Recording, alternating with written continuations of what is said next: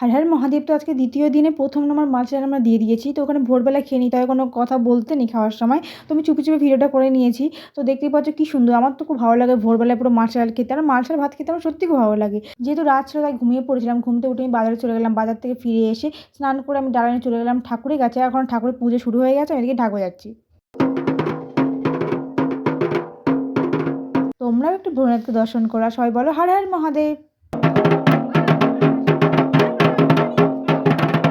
পুজো কিন্তু আমাদের কমপ্লিট, যেহেতু সকাল থেকে উপোস করেছিলাম। এবার যেহেতু পুজো হয়েছে কিছু খেয়ে নেবো, শরবত খেলাম, ফল খেলাম, সাবু খেয়েছিলাম। আর যেহেতু আজকে দ্বিতীয় দিন, আজকে সবচেয়ে শুরু হয়ে যাবে গাজন। আবার বাইকে করে চলে গেলাম গাজন দেখতে। চলো তোমাদেরকেও দেখাই।